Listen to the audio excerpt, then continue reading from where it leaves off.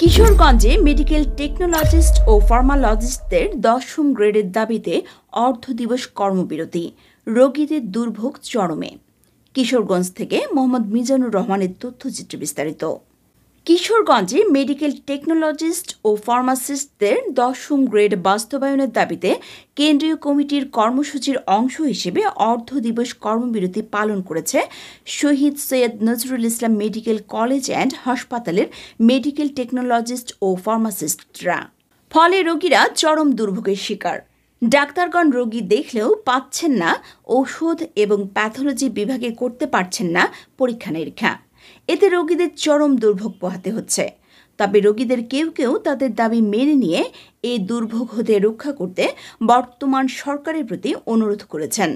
বুধবার সকাল 8টা থেকে 12টা পর্যন্ত কর্মবিরতিতে উপস্থিত ছিলেন অত্র হাসপাতালের সকল বিভাগের মেডিকেল টেকনোলজিস্ট ও ফার্মাসিস্টগণ।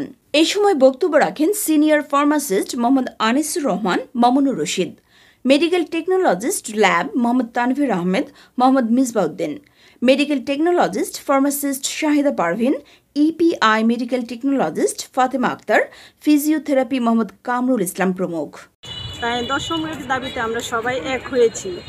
যতদিন না আমাদের দাবি আদায় হবে ততদিন আমরা রাজপথেই থাকবো আমাদের সহপাঠী ভাই এবং বোনদেরকে নিয়ে। 1990 সালে সরকার আমাদের সকল ডিপ্লোমাধারীগণকে 10ম গ্রেডের আওতায় আনার চেষ্টা করেছেন। ওই ধারাবাহিকতায় 1994 সালে ডিপ্লোমা ইঞ্জিনিয়ারিং, 2011 সালে ডিপ্লোমা নার্স এবং 2018 সালে ডিপ্লোমা কৃষিবিদদেরকে 10ম গ্রেডের আওতায় আনা হয়। কিন্তু আমরা মেডিকেল টেকনোলজিস্ট ও ফার্মাসিস্ট জাতি আজও অবহেলিত, আমাদের 10ম গ্রেড দেওয়া হয়নি। সরকার বিভিন্ন সময় আমাদেরকে আশ্বাস দিয়ে আমাদের আশ্বাস বাস্তবায়ন করেনি। আমরা এখন আর আশ্বাসে বিশ্বস্ত নই।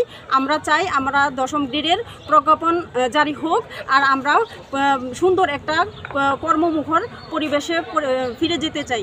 রোগীদেরকে ভোগান্তির শিকার করাতে চাই না। পরিশেষে আমরা এটাই বলতে চাই যে সরকার আমাদের দাবি মেনে নিক। আমরা জনগণের কে জিম্মি করে আমাদের দাবি আদায় করা আমাদের ইচ্ছা নয়। যত দ্রুত আমাদের সরকার আমাদেরকে 10ম গ্রেড যাতে দিয়ে দেন, এটাই আমাদের প্রত্যাশা।